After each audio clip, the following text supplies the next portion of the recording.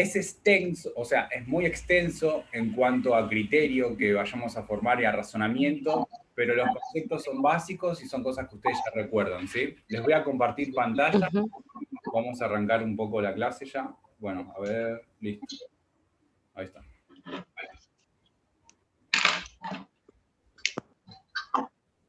Comparto pantalla. Eso sí, silencien los audios y si alguien quiere preguntarme algo, encienda el audio y me pregunta directamente. Para que no se escuche el ruido. ¿Está bien?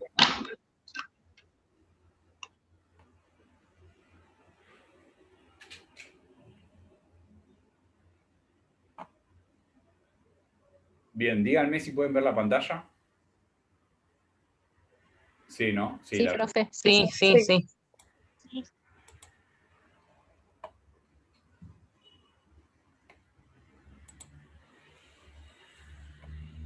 Bien, hematocrito.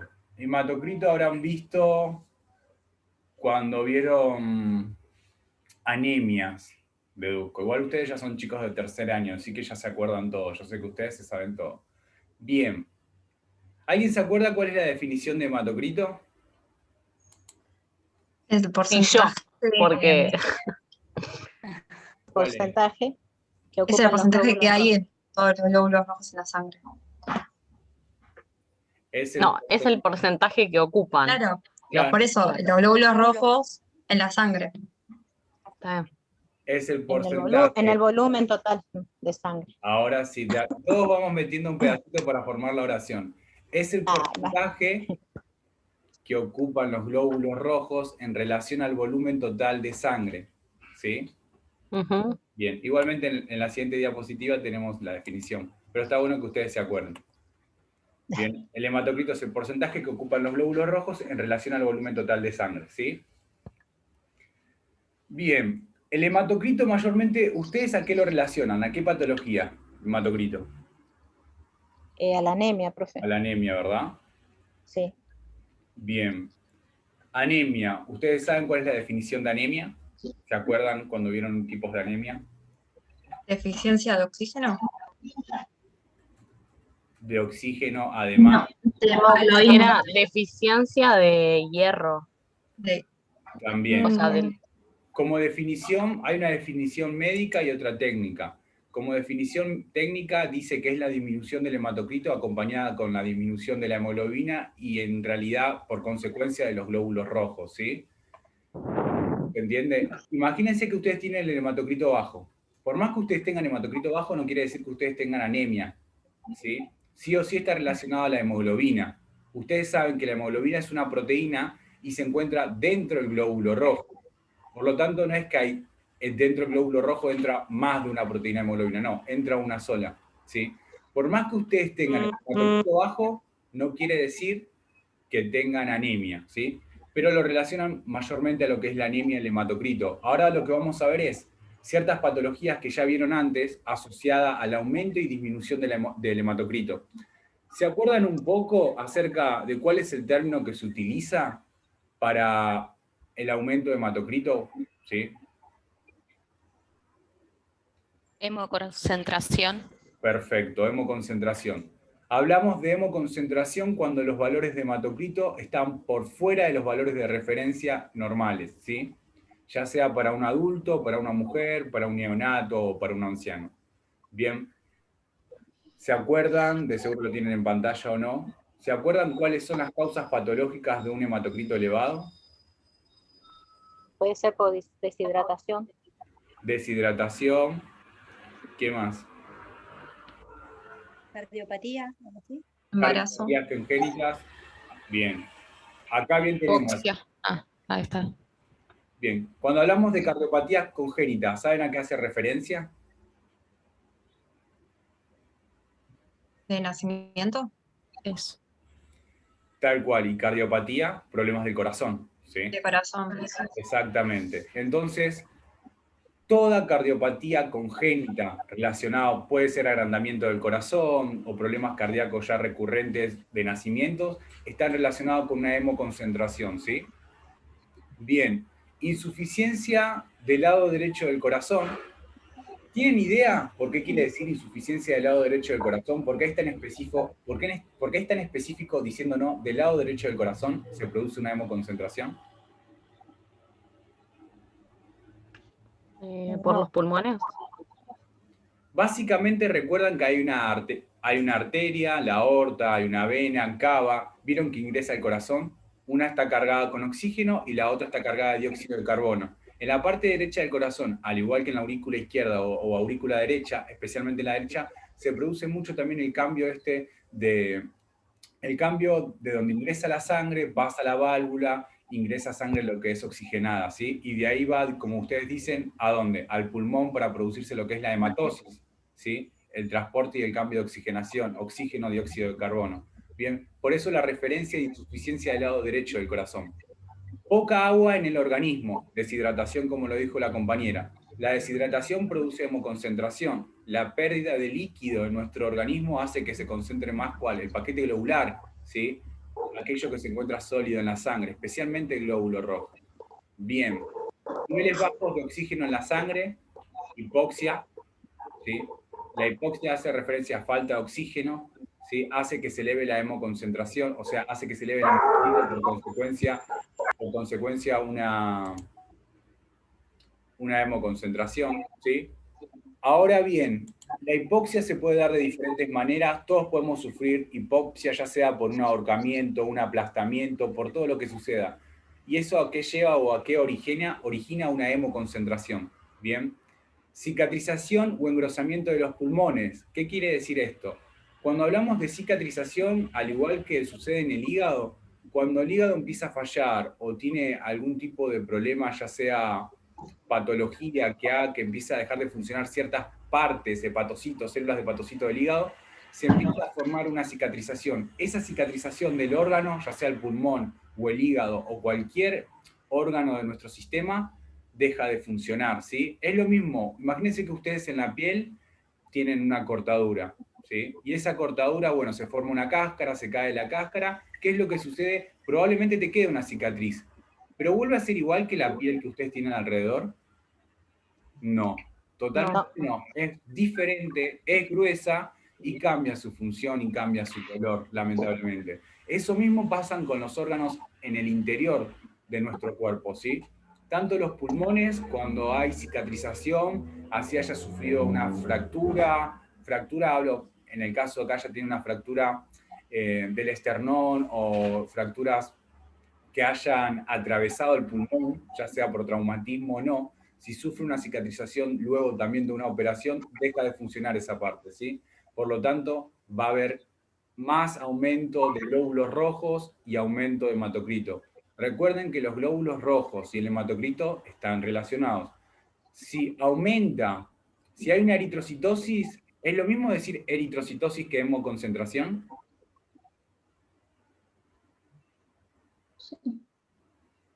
La palabra eritrocitosis, ¿qué quiere decir? Ah, sí. No, Sí, no, sí, no, es no es lo como mismo. creación de glóbulos rojos. La Citosis no es como que se reproduce más. Claro, y si estamos hablando de hematocrito y Por eso. hematocrito son los glóbulos rojos, y si hay más glóbulos rojos quiere decir que ocupan más volumen. Por lo Claro, tanto, sí, lo mismo. hematocrito. Hay una hemoconcentración también. Exactamente, ¿sí? Eritrocitosis quiere decir que hay aumento de glóbulos rojos por encima del valor normal. Es lo mismo que decir hemoconcentración. Ustedes habrán escuchado leucocitosis. ¿Qué es una leucocitosis? Aumento de los glóbulos blancos, ¿sí? Entonces, eritrocitosis y eritrocitopenia, que es disminución. Si yo hablo de eritrocitopenia, ¿con qué término lo podemos utilizar en hematocrito? Hemodilución. Perfecto, así está. Eritrocitopenia quiere decir que los glóbulos rojos están por debajo de los valores normales. Por lo tanto, el hematocrito se va a producir una hemodilución. Y otra aclaración, porque quizás lo suelo usar en los exámenes. Las causas que estoy diciendo ahora para las causas anormales o de patología para un aumento de hematocrito están relacionados también con las mismas causas para un aumento de glóbulos rojos, ¿sí? Son las mismas, ¿sí? Hace referencia solamente a términos.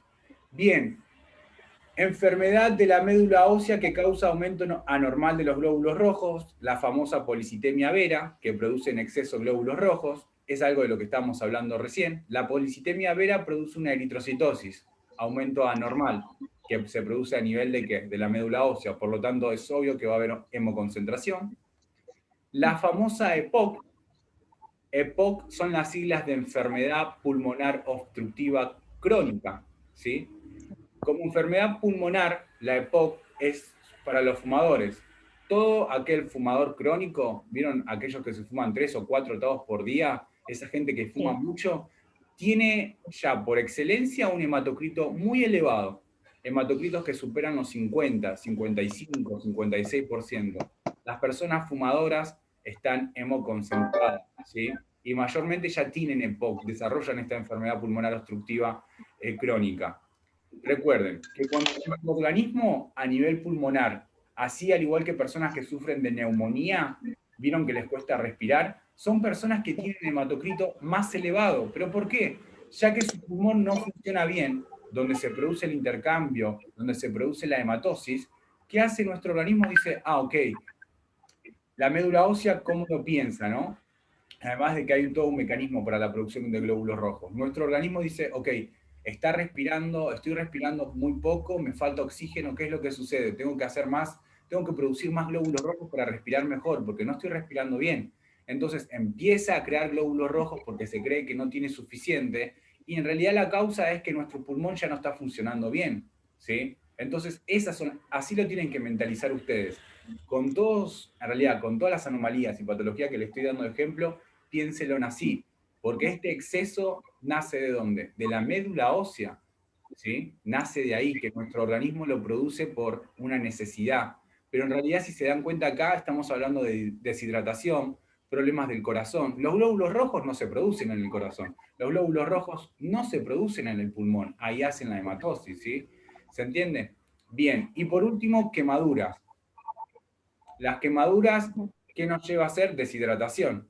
Por lo tanto, va a haber aumento de hemoconcentración. Quemaduras de tercer grado, quemaduras heavy, en la que abundan más del 60 o 70% de nuestro cuerpo que se encuentra quemado, tiene un hematocrito inconmensurable, muy enorme, 60, 65%. ¿Pero por qué? Nosotros al quemarnos mucho, más del 80% de la piel, de nuestro órgano más grande de nuestro cuerpo es la piel, ¿sí? Se quema, pierde líquido, se deshidrata, entonces nos hemoconcentramos. Eso es un ejemplo, ¿bien? Uno está relacionado con el otro. ¿Hasta acá estamos bien? Sí, profe. Genial. Si se acuerdan alguna anomalía más, me lo dicen acerca de lo que, o ustedes que puedan llegar a pensar. Bien, causas de una disminución de hematocrito, ¿sí? El término que utilizamos es la hemodilución. Hemodilución hace referencia a cuando el hematocrito está por debajo de los valores normales. Bien, anemia, la anemia ya lo marcamos como que es una hemodilución, el hematocrito está bajo, la anemia puede ser por carencias nutritivas, ¿sí? Puede ser por carencias nutritivas, puede ser por enfermedad directamente hereditaria. Vieron que hay diferentes tipos de anemia, ¿sí? Que son muy Profe. características. Sí, decime. ¿La anemia también puede ser a consecuencia de sangrados, de hemorragias? No, No necesariamente. Claro, no, porque la anemia es una enfermedad crónica que puede perdurar cierto tiempo. La hemorragia, sin embargo, puede ser momentánea, en lo que cual puede ser por un traumatismo o un accidente, o puede ser por una cirugía, ¿sí? Si la hemorragia persiste, no se considera anemia, ¿sí? Porque hay pérdida de sangre entera en la hemorragia. Sin embargo, en la anemia quiere decir que ¿qué quiere decir la anemia? Que los glóbulos rojos no están recibiendo los nutrientes, las células no reciben los nutrientes necesarios para formar más glóbulos rojos, porque hay carencia, déficit nutritivo, ¿se entiende? Cuando una embarazada está pasando por una anemia de embarazo, ¿vieron que le manda a tomar hierro? Pero esa es una anemia temporaria, ¿sí? Bien. Anemia, hemorragias, cuando hablamos de hemorragia hablamos de pérdida de sangre entera, ¿sí? No hablamos de carencia nutritiva. Hablamos de pérdida de sangre entera, así sea a nivel del intestino, vuelvo a repetir, traumatismo, accidente, alguna cirugía, o hemorragia externa o interna, porque hay hemorragias que son internas, ¿sí? Bien. Destrucción de los glóbulos rojos. La destrucción de los glóbulos rojos a nivel...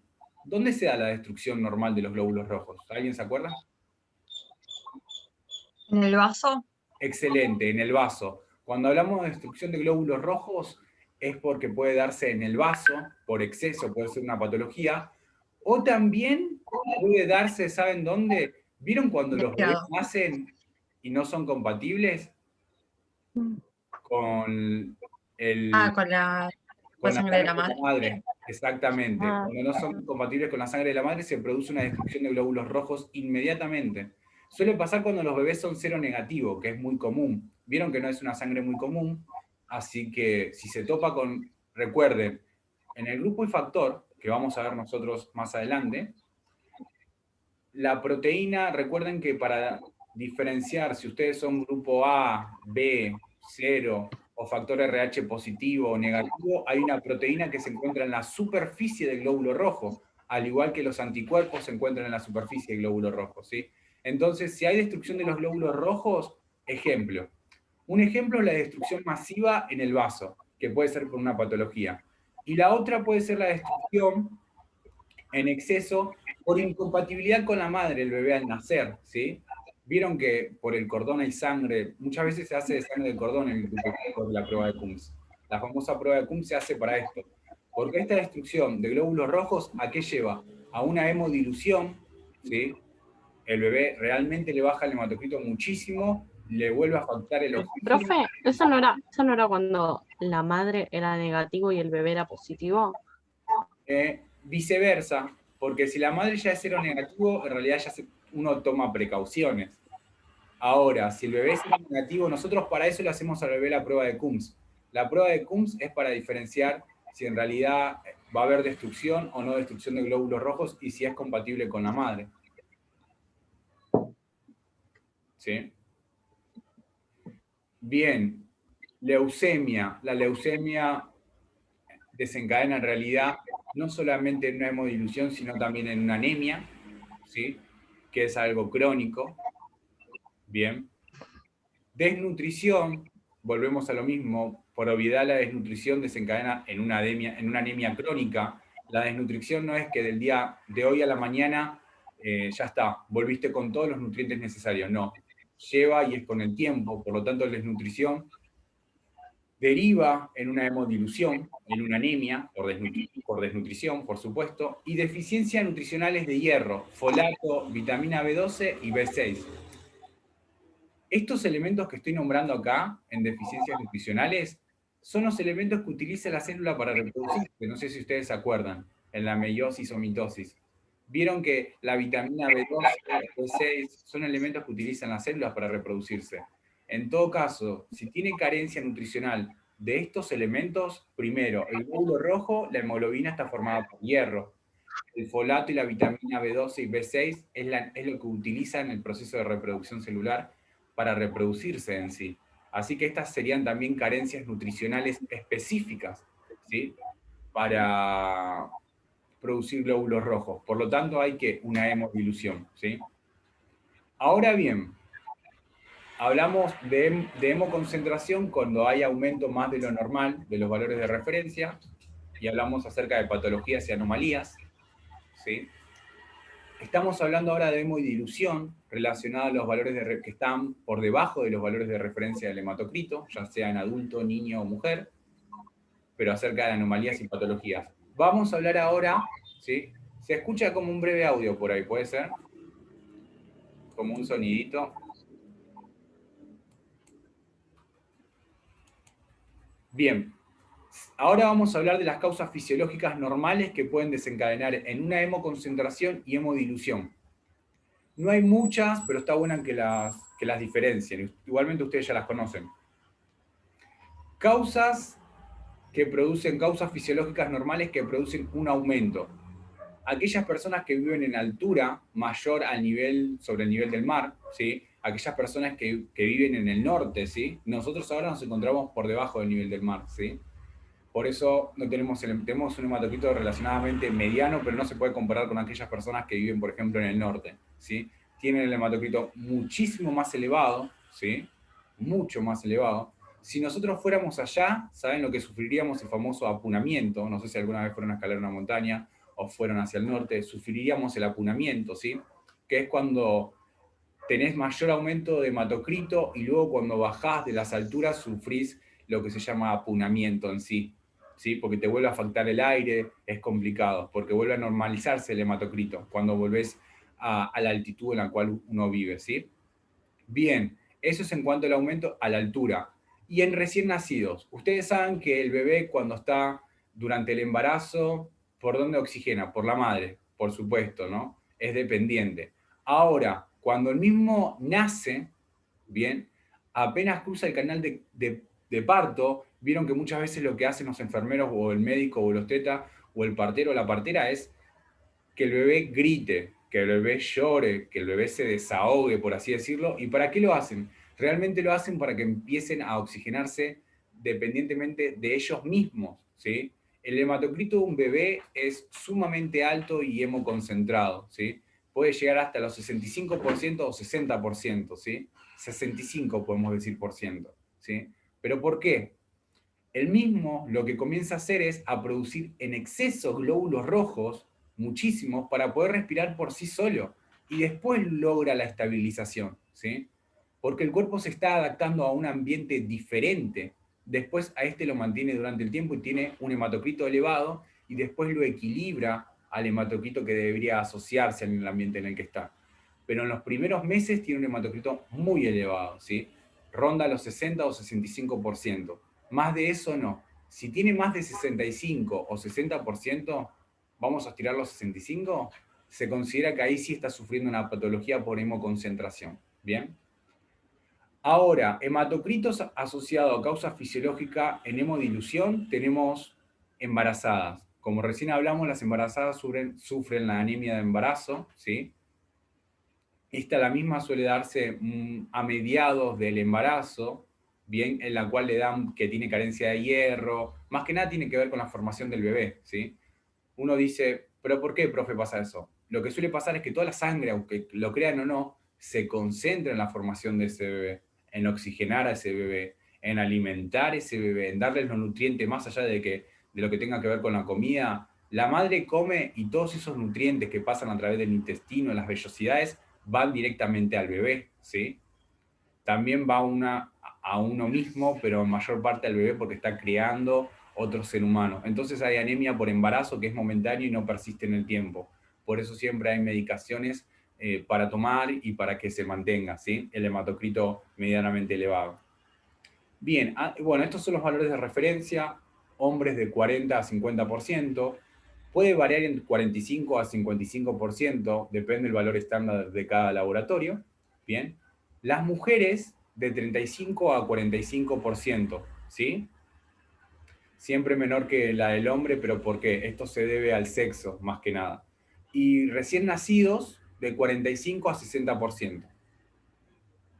Bien, ahora, ¿recuerdan alguna causa fisiológica normal en la cual haya una hemodilución en algún paciente que ustedes digan, ah, no, las personas que como causa fisiológica normal tienen el hematocrito más bajo?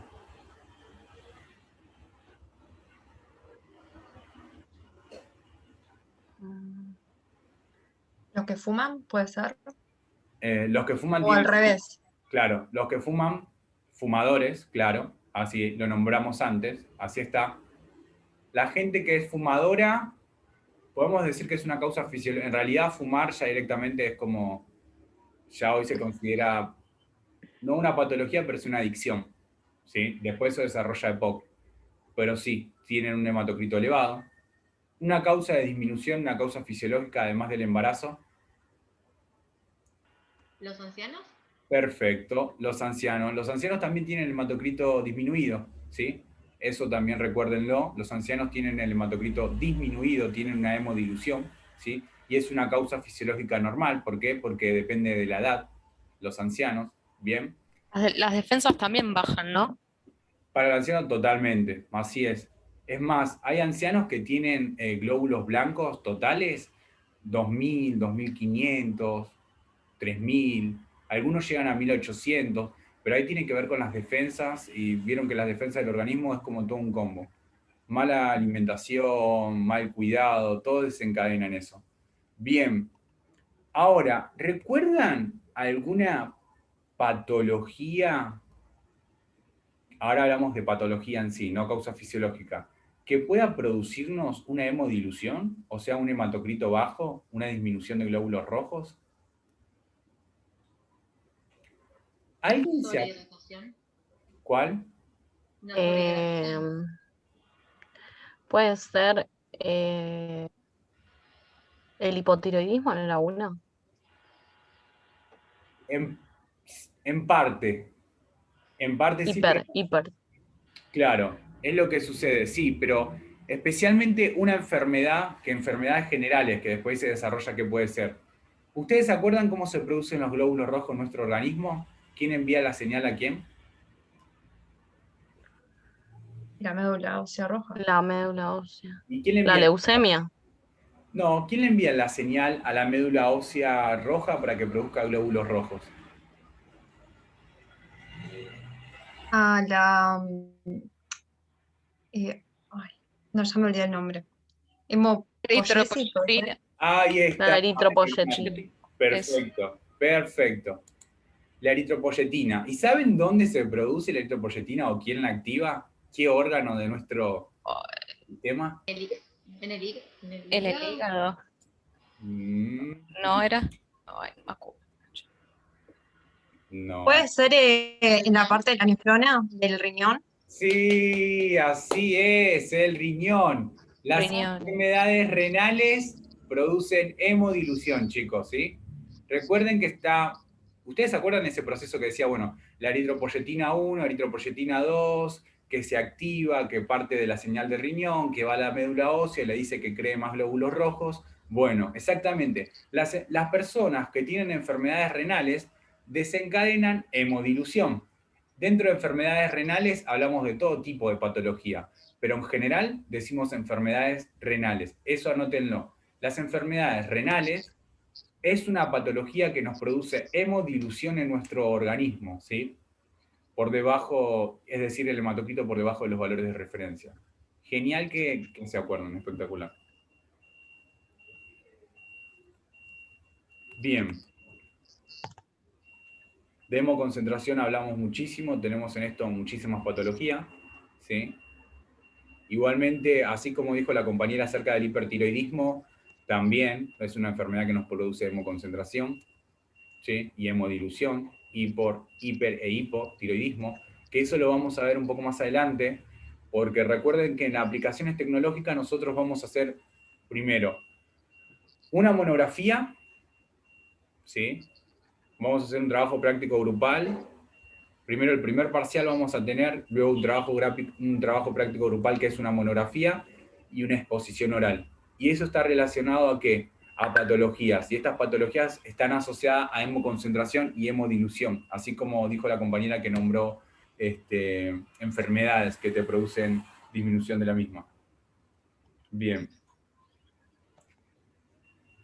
Bien, este repaso que hicimos acá acerca de hematocrito, que en parte ustedes están conscientes del mismo porque ya lo vieron en hematocrito, pero sí o sí hay que hacer el repaso. Esta es una introducción ahora para cuando empecemos a ver patologías. Vamos a ver enfermedades, ¿sí? Que nos producen aumento o disminución de hematocrito, pero más allá quiero que lo relacionen al hemograma, ¿sí? Quiero que ustedes ahora se enfoquen en las enfermedades que vayamos a ver de ahora en adelante en la próxima clase. Creo que la próxima clase nosotros tenemos presencial, ¿sí? Con aplicaciones tecnológicas. Vamos a hacer un poco de práctica, ¿sí? Tenemos 2 horas y media más o menos estar en clase, 2 horas y media. Vamos a hacer práctica y un poco de teoría. Y en la teoría de lo que vamos a hablar son acerca de enfermedades que nos producen aumento y disminución de hematocrito. Pero no solamente quiero que ustedes lo asocien al hematocrito, también quiero que lo asocien al hemograma entero, ¿sí? Quiero que tengan ese criterio. Vamos a empezar a hablar de valores. Ahora sabrán que no les dije ningún valor, no les dije ni si la leucemia producía valores de 25 de hematocrito, nada. No los quiero marear en ese sentido, pero vamos a empezar a hablar de valores de referencia, ¿sí? Voy a traer órdenes, ¿sí? Órdenes con resultados de pacientes que tienen diferentes patologías, y quiero que ustedes me asocien el hemograma completo, ¿sí? Tener en cuenta los índices hematimétricos, los leucocitos, las plaquetas, ¿Se entiende? Quiero que asociemos el hemograma completo para tener un poco de criterio. En cuanto a eso, imagínense que ustedes tienen una pregunta que le voy a dejar para poder responder más adelante. A los pacientes que se le realizan transfusión, o sea, transfusión de sangre, ya sea porque tiene una anemia, ya sea porque tiene una hemorragia interna o externa, o haya sufrido algún accidente de traumatismo, o sea, paciente con enfermedad renal, que tiene una hemodilución en sangre, ¿no? Y ustedes ven los resultados por laboratorio. Y ven que el resultado del laboratorio, esta es una pregunta para resolver, y ven que el resultado del laboratorio les da 18 hematocritos, o sea que les da 18%, ¿sí? Ya sea que tenga anemia y esté internado, ya sea que tenga una hemorragia y esté internado, o ya sea que tenga una enfermedad renal y esté internado. Ustedes le sacan sangre, cargan en el hemograma, pueden hacer un hematocrito manual o pueden pasarlo por la máquina automatizado y les da hematocrito 18%. ¿Sí? Ustedes lo informan, pero antes de informarlo, ¿ustedes informarían un hematocrito de 18 así, sin nada más?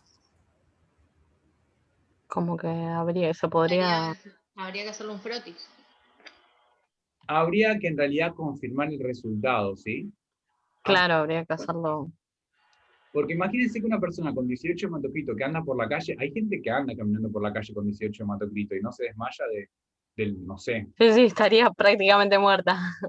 estaría pálida y les digo yo que he visto abuelos y gente grande que están papel, sentados, sacándose sangre y están a lo mejor caminando, pero apenas pueden respirar, ni casi respiran. Hay gente que anda. Ese hematocrito nos informa así nomás. Ese hematocrito tiene como una secuencia de procesos. Si estamos con el bioquímico, le decimos, mirá, tengo acá un paciente con hematocrito de 18, tengo que confirmar el resultado. Antes de, por supuesto, hablar con su jefe de servicio, ustedes se ponen, dicen, bueno, voy a confirmar el resultado, ¿qué hago? ¿Le vuelvo a sacar sangre o llamo al médico para preguntarle si el paciente ya maneja estos valores? En el caso de que no puedan ver en el sistema el historial previo, ¿sí? Si ustedes le hacen el hemograma y ven que el hematocrito tiene 18 y no tienen antecedentes de los valores, ¿qué es lo que hacen? Antes de ir a sacar sangre para confirmar el resultado, llaman al médico, porque el médico, si lo mandó para sacarse sangre, tiene un diagnóstico presuntivo. De seguro ya revisó el historial del paciente, ya indagó, habló con el paciente y con los familiares. Si el paciente está consciente y los familiares están con él, que no siempre pasa. Ustedes llaman por teléfono al de guardia, le dicen, bueno, doc, ¿sabe qué? Este paciente le hicimos el hemograma y el hematocrito le dio 18%. ¿Coincide en realidad con la sintomatología del paciente? Y él te va a decir, sí, viene derivado de otro hospital, o el paciente ya viene con anemia, maneja esos valores, ok. Confirmo los resultados y Y supongamos sí, decime. que es un laboratorio, no sé, privado y Sí. el médico, no sé, consultorios externos. Ok. ¿Cómo te manejas en este caso?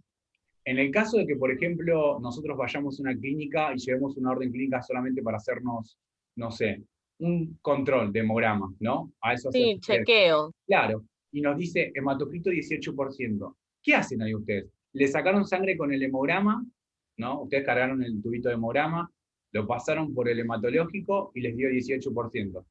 Primero de seguro van a pensar que hicieron algo mal, así que lo van a volver a pasar, lo más probable. Seguramente. ¿Y después qué hacen? Es verdad, ¿qué es lo que hacen? Si no tienen historial previo del paciente y el paciente viene por ambulatorio. Control, claro. Exactamente. ¿Qué harían en ese caso? Y el médico, por supuesto, no sabe nada porque es un laboratorio externo, el privado. En realidad, esta respuesta, miren, si está en un laboratorio privado tendría que haber un bioquímico que se tendría que encargar también de informar, ¿sí? Pero ahora, Claro, sí, imagino que le diríamos al bioquímico. claro, pero en todo caso de que ustedes van, sacan sangre, el bioquímico no está, y tienen que validarlo, en realidad es función del bioquímico. O ustedes tuvieran que validar ese resultado y no quisieran dejarlo, están cargando el resultado, 18% de hematocrito, y da la casualidad que dice 18%, pero ni lo validaron, no le pusieron una etiqueta o comentario que dijera, no, está confirmado, coincide con los síntomas del paciente, o hablé con el médico, o qué es lo que hacen. Primero está bueno indagar al paciente, ¿no? Preguntarle, cuando se viene a sacar, ¿vieron esas? Les va a parecer un poco básico. Las famosas preguntas de interrogatorio Sí, comunitario, antes de sacar sangre. antes de sacar sangre son esenciales, porque ahí el paciente te dice, No, pasa que me estoy haciendo control porque ando con la anemia baja, me transfundieron ayer sangre. Genial, eso es una pista que les ayuda muchísimo, ¿sí? La otra es el tema de que si ya saben que si tiene, por ejemplo, un historial previo ahí, genial, pero si no lo tiene, la otra es paso por el automatizado y luego, ¿saben qué hago? Un hematocrito manual, un microhematocrito manual, ¿sí? Para confirmar ese resultado, ¿sí? Porque ustedes no le pueden volver a sacar sangre al paciente, porque el paciente ya se Claro. fue de la clínica. Así que la que les queda es lo siguiente, si el paciente no está en la clínica, de la muestra de sangre que ustedes sacaron, corroboran, por supuesto, que no esté coagulada la muestra, que no tenga microcoágulo, porque recuerden que las muestras coaguladas o microcoágulo retienen el paquete globular, el hematocrito obvio que les va a dar bajo, ¿sí? Entonces, si ustedes ven que su hemograma está bien sacado, le sacaron bien sangre, y no dudan de sí mismos en la extracción, y pasaron por el hematológico, les dio 18, dicen, bueno, la otra que me queda es hacer un microhematocrito manual. Lo realizan, y si les vuelve a dar 18, ponen como comentario, bien, hematocrito 18 confirmado con método manual. Excelente. Bien, o confirmado con síntomas del paciente o consulta al paciente. El paciente viene por consulta de anemia y todo lo que